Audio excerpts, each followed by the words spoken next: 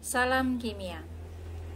Masih pada pembahasan reaksi antara asam dan basa, yang mana pada kondisi tertentu akan mencapai suatu keadaan yang disebut sebagai titik ekuivalen, yaitu titik di mana mol H+ itu jumlahnya sama dengan mol OH-, dan jika terjadi pada reaksi antara asam kuat dan basa kuat, maka reaksi itu yang disebut sebagai reaksi penetralan. Untuk pembahasan kali ini, kita akan masuk pada pembahasan selanjutnya, yaitu titrasi asam dan basa. Sahabat kimia, pernah melihat gambar ini kan? Ya, gambar ini adalah gambar asam cuka yang biasa kita gunakan untuk bahan masakan yang ada di rumah. Kita bisa mendapatkannya dari toko-toko yang ada di sekitar rumah kita. Ya, asam cuka yang diperdagangkan ini bukanlah asam cuka yang murni, melainkan asam cuka yang sudah dilarutkan atau dicampurkan sejumlah air sehingga menghasilkan larutan asam cuka. Nah, bagaimana ya caranya agar kita mengetahui konsentrasi cuka yang ada dalam larutan tersebut? Ya, sahabat kimia, kita bisa mengetahui konsentrasi cuka dalam larutan tersebut dengan menggunakan prinsip titrasi asam basa. Ya, titrasi asam basa ini juga yang secara luas digunakan dalam industri-industri untuk mengetahui kemurnian asam dan basa dalam suatu bahan. Apa itu titrasi?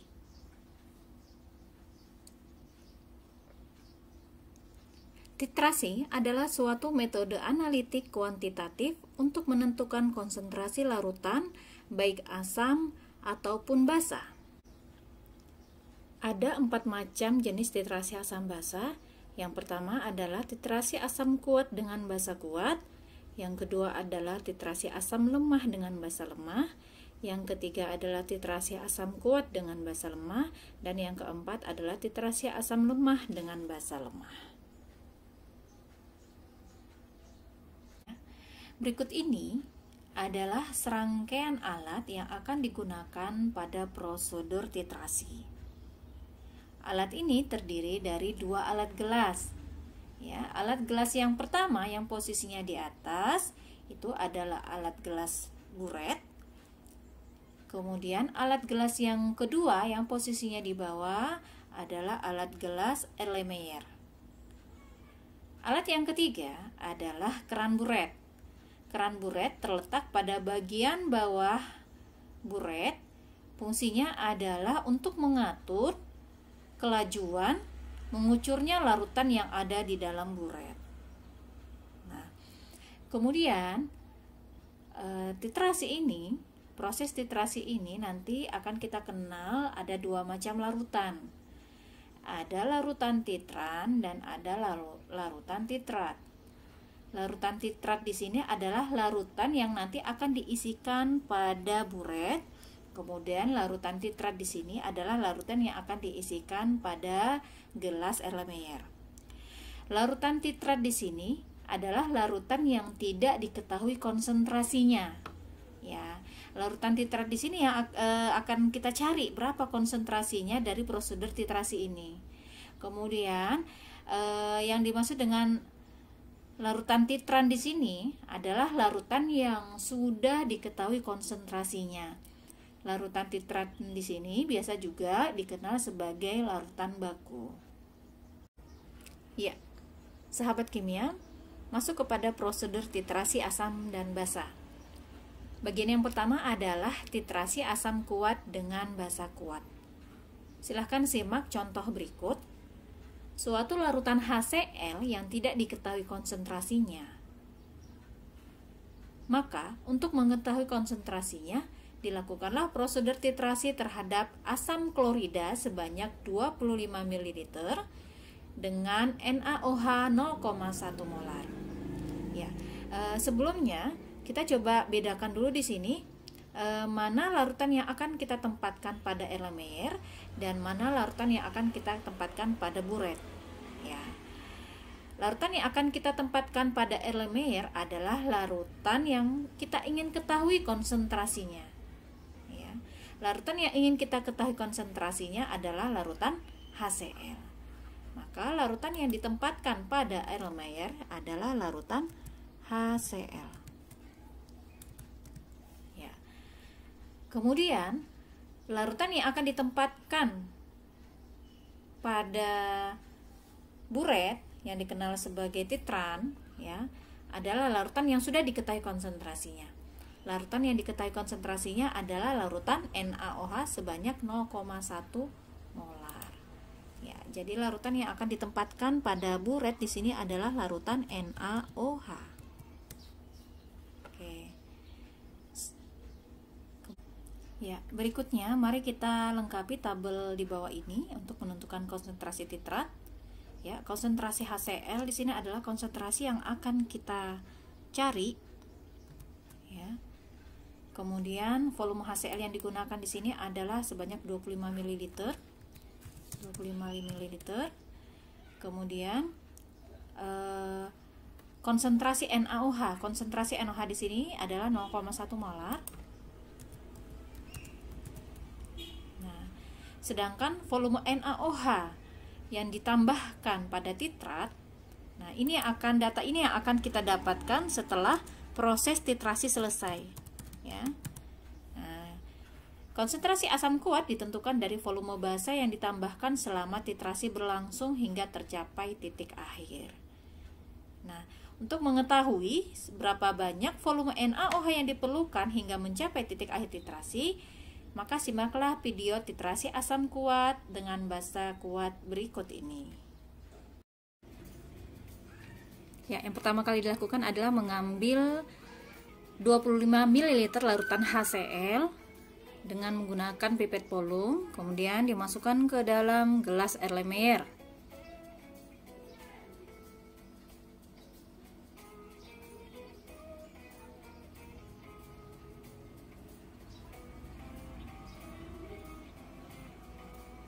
Setelah itu ditambahkan 2 atau 3 tetes larutan indikator fenolftalin, dikocok. Ya, sementara itu siapkan larutan NaOH 0,1 molar, ya, dimasukkan ke dalam gelas buret hingga mencapai garis 0. Ya, perhatikan di sini, ya. Nah, untuk gelas buret, ya, garis nolnya itu letaknya di atas. Jadi dimasukkan sampai mencapai garis 0. Nah, setelah itu dibuka keran buretnya sehingga larutan NaOH turun ke larutan titrat dan menghasilkan warna merah yang tidak permanen.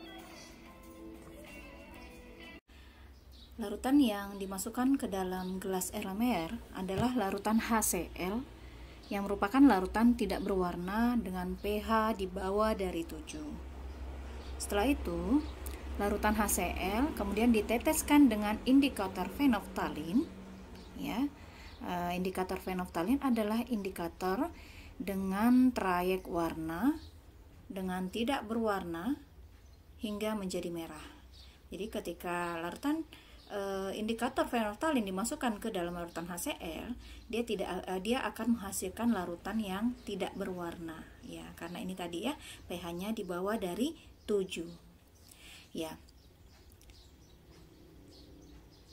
Ketika larutan NaOH diteteskan ke dalam larutan HCl, ya, maka yang terbentuk adalah larutan yang berwarna merah.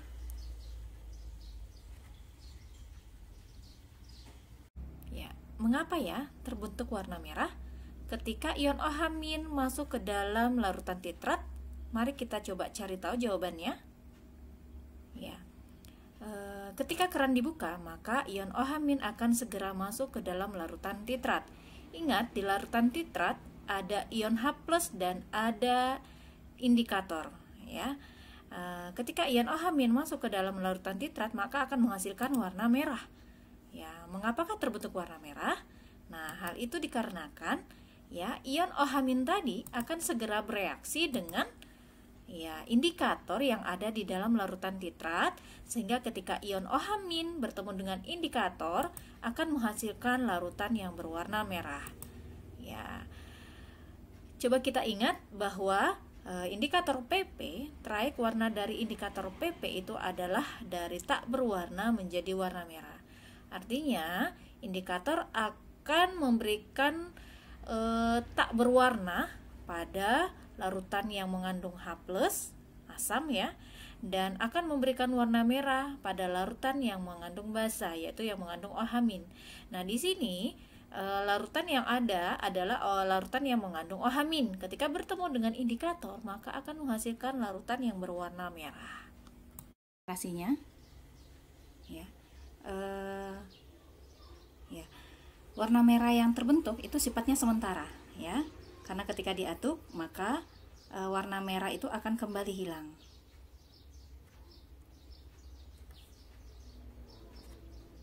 Ya. Tadi kita sudah sampai pada pembahasan ketika ada OH- bertemu dengan indikator akan menghasilkan warna merah. Namun yang terjadi kemudian adalah ternyata warna merah yang terbentuk itu tidak permanen. Ya, dia akan kembali menjadi tidak berwarna lagi. Ya, mengapa demikian? Ya, itu karena OH- akan segera melepaskan indikator untuk segera bereaksi dengan H+ di sini ya. Nah, sehingga ketika OH- bertemu dengan H+, ya, akan membentuk H2O. Ya. Nah, maka larutan yang ada di dalam titrat itu kembali menjadi larutan yang tidak berwarna. Berikut ini adalah proses ya pembentukan air ketika H+ bereaksi dengan OH- pada larutan titrat.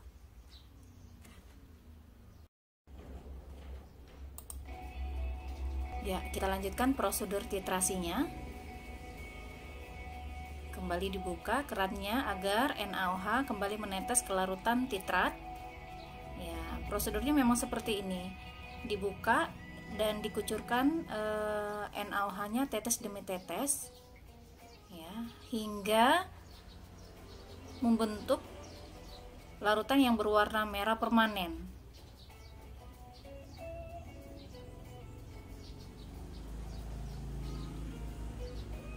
Ya, jadi titrasi dihentikan ketika terbentuk warna merah permanen.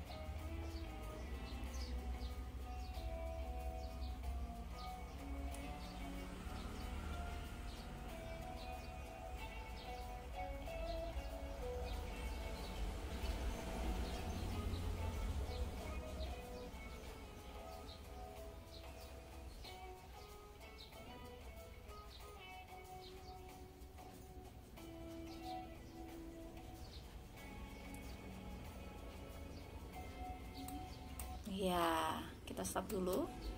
Ya, di sini sudah memperhatikan ya, memperlihatkan bahwa larutan sudah membentuk larutan yang dengan warna merah yang permanen. Nah, terbentuknya warna merah permanen ini menunjukkan bahwa titik ekuivalen itu telah terlampaui, dan terbentuknya warna merah ini juga menunjukkan bahwa titik akhir titrasi sudah tercapai, sehingga NaOH itu harus segera dihentikan ya. Jadi keran buret harus segera ditutup. Setelah itu ya, seperti ini ya. Jadi setelah itu kita lihat berapakah NaOH yang dibutuhkan pada proses titrasi ini. Nah, jadi NaOH yang dibutuhkan dalam proses titrasi ini adalah sebanyak 25 ml. Data ini yang nanti akan kita gunakan untuk menghitung konsentrasi dari larutan titrat atau larutan HCl. Untuk lebih memahami bagaimana terjadinya titik ekuivalen dan titik akhir titrasi, mari simak penjelasan berikut ini. Ya, kita lihat pada gambar ya, jumlah ion H+ itu sama dengan jumlah ion OH-. Ya, H+ bertemu dengan OH- akan membentuk air. Nah, pada kondisi seperti itulah yang disebut sebagai titik ekuivalen. Ya, jadi titik ekuivalen adalah keadaan di mana jumlah ion H+ sama dengan jumlah ion OH-. Atau bisa juga dikatakan jumlah mol H+ sama dengan jumlah mol OH-.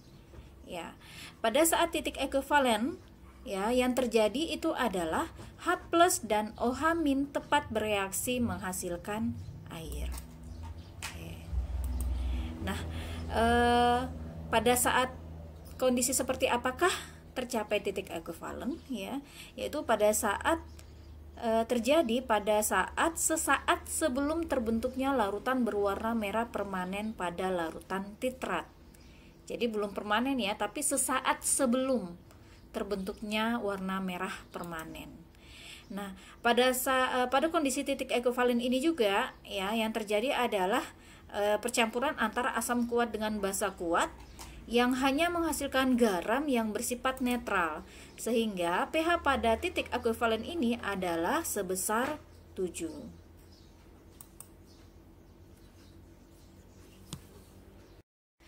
Pada kondisi ini di titik ekuivalen ya, kita lihat jumlah OH- itu sama dengan jumlah H+-nya.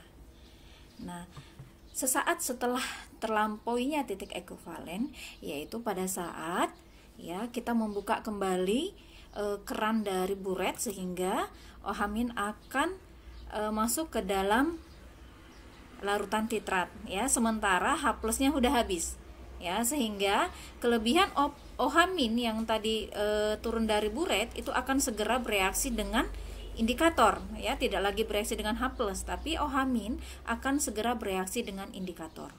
Nah, terbentuknya warna merah permanen, ya, jadi tidak berubah lagi ya di sini ya, tidak hilang lagi warna merahnya, tapi menghasilkan warna merah permanen ya, karena H+-nya sudah tidak ada lagi. Oke, kondisi seperti inilah yang disebut sebagai titik akhir titrasi ya. Jadi titik akhir titrasi adalah kondisi pada saat penambahan 1 tetes titran setelah titik ekuivalen tercapai.